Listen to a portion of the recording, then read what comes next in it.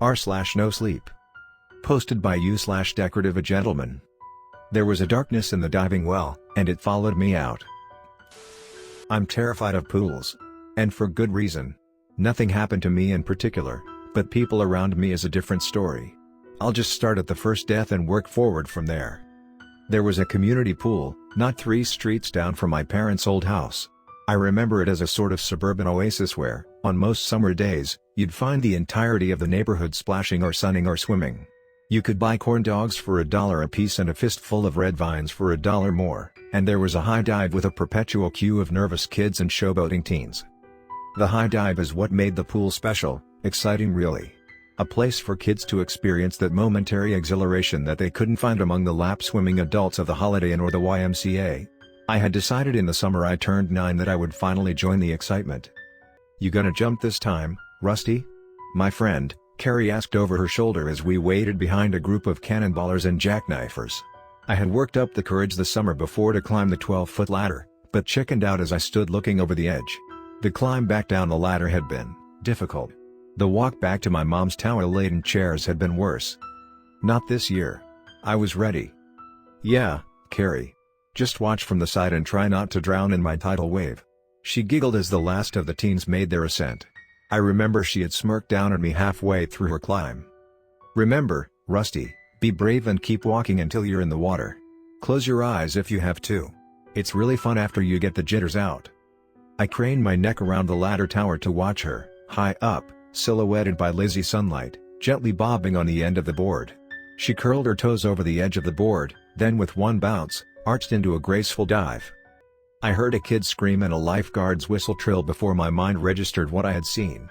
She hit the surface of the water and her body just stopped, crumpling as though she dove into dry concrete. Her face split as her head followed her outstretched arms and her body curled over. My friend, Carrie, a bloody tangle of limbs just lay on the surface for a moment before sinking beneath. The pool was closed for years after that, drained and covered, concession stand shuttered and locked, chain link fence overgrown with honeysuckle and rust. They had looked into Carrie's death, and talked to me and the other kids, but no one could explain what had happened. "She must have belly flopped," my mom told me as I cried, my young brain attempting to process the trauma. I told her again and again what I had seen, but she just said the same thing. "Honey, that's impossible. I think your mind is playing tricks on you." The thing was, all of the kids and the 20-something lifeguard had the same story at first. She just stopped. The rationalizations of all the adults were what changed the uniformity of certainty. She must have hit her head on the diving board. She must have dove too deep, too quickly and struck the bottom. You were all in shock when you saw the blood. Your minds were playing tricks on you. When my dad, Rusty Sr., was dying of cancer years later, he told me lots of stories about his childhood. He talked about riding bikes and stealing Playboys from one father or another. He talked about life in the town nearby, the shops, the people, the baseball games in the streets. And he talked about the time he had pushed Laura Singer off of the high dive at the community pool. Our community pool. I was 7, maybe 8, she was a little older and man, I had a crush on her. She had pretty brown hair like your mom's and these beautiful green eyes. I don't know why I pushed her. Probably that same reason that little boys pull pigtails. It was stupid in hindsight, but it didn't seem like anything at the time. Still, she landed wrong. The lifeguards were kids too, more or less, and by the time she floated to the surface, it was too late. "So you killed her, Dad? What happened?" He stared in silence for a while before he answered. "I was young and they didn't blame me, not really. Your grandpa laid into me for it, but that wasn't unusual. He had to talk to the girl's family. Smooth things over. Ultimately, everybody decided it was an accident. I hadn't tried to kill her, you see? But Laura managed to punish me in her own way. Guilt has a way of making someone think that bad happenings have a reason behind them." My dad passed away a week later. I didn't feel guilty about Carrie, but I felt sad, conflicted. Despite the explanations and, in my teenage years, the therapy, I always remembered what I saw. When I was 17, I decided to talk to my mom about everything, thinking, perhaps, that the passage of time would lend credibility to my recollection. "Hey, Mom, you were always the one to take me to the pool when I was younger. Why didn't Dad ever come?" My mother looked off pensively. "He told me about Laura Singer, Mom." She looked up at me, a mixture of surprise and concern across her face. It wasn't just her, Rusty. I mean, that was a horrible thing your father went through for being so young, and horrible for her family, I'm sure. But they didn't close down the pool like they did with Carrie. Your father went back the following summer. His cousins were visiting from Illinois. You mean Uncle Mark and Uncle Jameson? And his cousin Sarah? I had never heard of a cousin Sarah. My dad never mentioned her. My mom sighed and continued. The way your dad told it, the diving board was being repaired early on that summer, so he and his cousins had taken to throwing pennies into the diving well and trying to collect as many as they could on a single breath. Your dad had gone and then Mark and then Sarah took her turn. They watched her get 3 coins off of the bottom, but as she came up, she couldn't seem to breach the surface. Your dad and Jameson jumped in while Mark pulled her arm from the edge of the pool, but she was just stuck. Your dad said he watched Sarah drown, while trying to help her out of the pool. Now I never quite believed his telling of things, but after your story about Carrie, a small part of me wasn't quite sure anymore. I digested the story for a bit as the two of us sat wordlessly together. I know what I saw that day, Mom. Carrie didn't hit her head on the diving board. She nodded in a gesture of quiet understanding, but didn't speak again about it. I tried not to think about it. My dad had killed a girl when he was a kid. He had watched his cousin drown. I had watched my friend dive into a messy death. It was a lot, but it was the past. The pool was drained and rumor had it that the county planned to turn it into a community garden. A year later, I was home from my first year of college. My girlfriend had tagged along for a week before her family was supposed to pick her up and drive up to Canada for vacation. I had argued against going to the pool, but she had a morbid curiosity about the whole thing, and I figured we might fool around when she got bored with the tragedy of it all. So, you've never actually ever been in the diving well then? I thought about it. No. I guess not. Carrie's death kind of got in the way.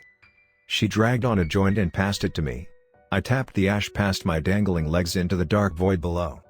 Why do you think it happened, Rusty? Could she have been, I don't know, diving too fast? I've heard that jumping off of a bridge into water can sometimes be like hitting concrete. Something about surface tension? Not a very high bridge though, you know? I coughed out, looking up at the mildewing tower with its sun-damaged board leaning against it. It was a ghostly thing at night, its once sky blue paint, now pocked and bleached. The pool cover had been similarly neglected. The fabric had ripped at the corner of the diving well, leaving behind a yawning darkness into which we hung our legs. Well, I think it's high time you took a dip. She smiled slyly and grabbed the joint from my fingers. Even if I had an interest, the water's all. She slipped over the edge and into the darkness.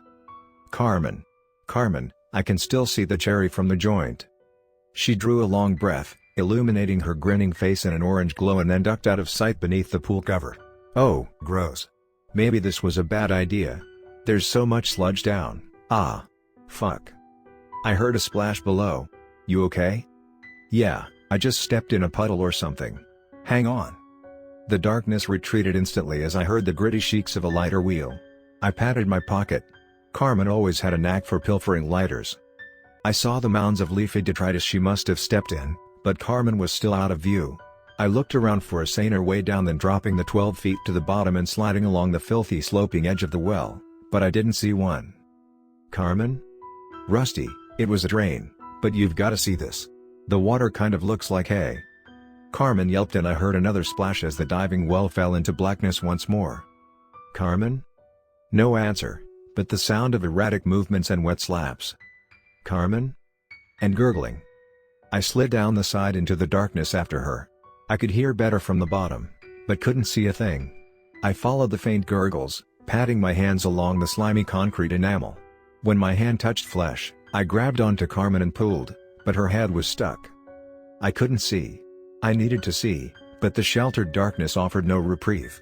Her slapping became less emphatic, the gurgling more labored. I pulled and finally her head came free. She wasn't breathing. She had no pulse. I sat in the darkness and held her limp body in my arms. And then I remembered, I wasn't alone. I frantically searched the bottom of the diving well, hoping that my eyes both would and wouldn't adjust to the dark. When I found the lighter my hand shook so much that I had to strike it a half dozen times before it lit, each hiccup of sparks illuminating her lifeless body. I saw the open drain in the flickering light, reflecting dancing ribbons its black watery surface. Did she drown in that? It seemed improbable, and yet, It was the best explanation I could conjure. I searched for whatever had done it, whatever had held her down as I tried to pull her free. Nothing. Just the catacombic stillness of the empty pool where now 2 of my friends had died. I let the flame go as the heat began to burn my finger. Why was this happening? How? I listened, but heard only silence. Finally, I knew I had to try and leave. Carmen had looked into the water. I would stay away. I wiped tears from my eyes and tried the lighter again. Shriek. Shriek. Shriek. I dropped the lighter as soon as it lit. The flame illuminated a face right next to mine, pale, greasy, bloated skin with dark wet hair and muddy green eyes. I felt the grip of an icy hand around my wrist, biting into what little fortitude I still had left. I screamed into the echoing vault before me, but realized just as quickly as the shock had come that I was alone again. Me and Carmen in the empty darkness of the well. After college, I moved away to the Pacific Northwest. I had told my mom about Carmen's death and she gave me the same understanding nod as she had when I had talked to her about Carrie. Carmen's parents were devastated, but in time, they accepted that her death had been a freak accident. For years, I stayed away from pools. I lied and told my friends that I couldn't swim, that I didn't care to learn. I didn't speak of Carrie or Carmen or the stories my dad told me before his death. The stories seemed so unbelievable, like my mind had been playing tricks on me. They filled the community pool with gravel and topsoil and I tried to bury my memories along with its diving well. When I got married, my wife and I went to the Caribbean for our honeymoon. She found it charming that a man who hadn't known how to swim as an adult, would later learn and insist on swimming only in natural bodies of water. I impressed my aversion onto my son, Peter, as he grew older. Pools were petri dishes, unnecessary uses of water, extravagances for the wealthy, anything to keep him safe.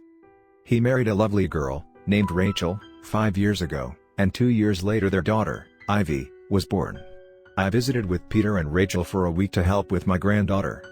One night, Peter and I drank a bit too much and I told him the story of Carrie and Carmen. He side-eyed me as I expounded on the details. I could see he was incredulous, so I didn't insist on the truth of my account, and he didn't challenge it afterward. I was relieved to tell him, honestly. He had grown into a man without suffering the losses I had. My losses seemed inconsequential when stacked against the bounty that his happy life afforded. His wife knew my favorite bourbon and called me Pops just like my son. His little girl giggled endlessly as I bounced her on my knee playing peekaboo. And then a year ago, I got a call from my son at night. I could hear the tears in his voice. Pops, it's Rachel. She was taking a bath and I found her. She's... Oh my God, Peter. I'm sorry. I'm so sorry. God, I had no idea. Ivy didn't see, did she? No, Ivy didn't see her, but she's confused and I don't know what to tell her.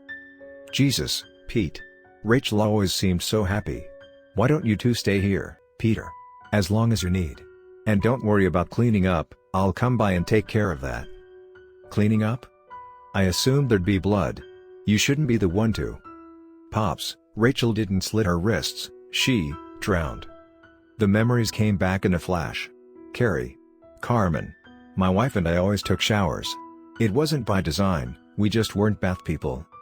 The coroner's report came back negative for drugs. Her BAC was 0.01, the result of the single glass of Merlot sitting next to the bath. The police questioned my son, but just as with Carmen, there were no signs of force. I thought of the icy grip and the green eyes for months. I thought of Rachel, of Carmen, Carrie, and Sarah. And I thought of Laura Singer, the girl my dad had pushed off of the diving board.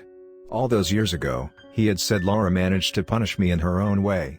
Guilt has a way of making someone think that bad happenings have a reason behind them. My father's family seemed plagued with bad happenings, all confined to the still waters of constructed leisure. Those waters had somehow clung to me. I didn't talk to my son about Laura and the others. The whole ghastly trajectory seemed deranged. But I should have.